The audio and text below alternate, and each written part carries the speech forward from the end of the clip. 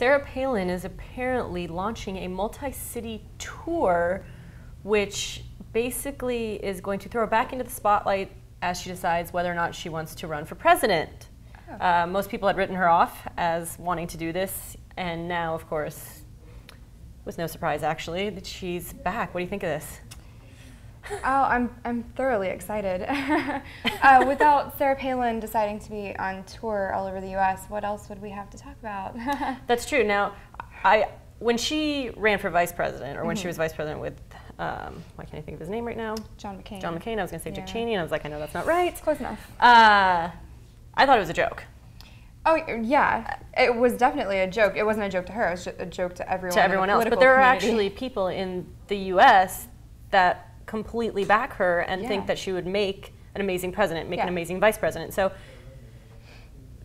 do you think that she has any sort of chance? I mean, what demographic is she basically going for that she thinks she's going to be able to get elected for this? Sadly, I've met people who really like Sarah Palin, and it's because she's a woman, and that's it. And like, that's it's just, they've said, like, oh, I'm voting for the woman. I literally, during the last election, heard, I'm voting for the woman. And they didn't even know her name? She's not even running for president. A, you'd be voting for McCain, not her. And B, do you know anything she stands for? No, nobody knows what she stands for. If you look at her background, she actually backed legislation to make women pay for their own rape kit. Like, she's a disturbingly horrible politician. Plus, she's just straight up stupid.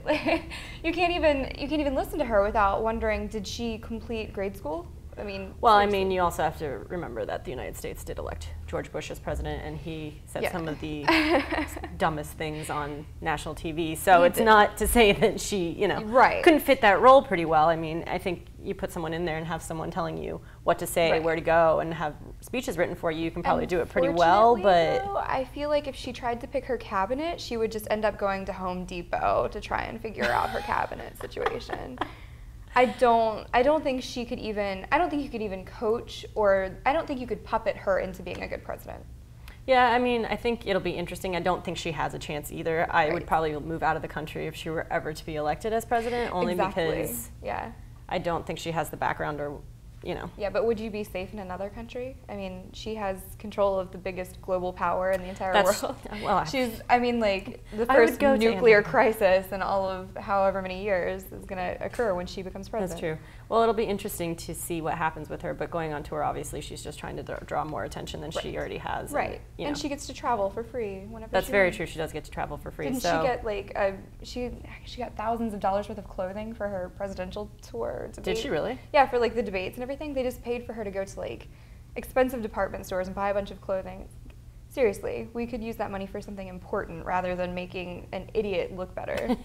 Well, let's all hope for our sakes that she doesn't get reelected or re-elected. Oh, God. Re-elected? She was never elected. Elected ever. Elected ever.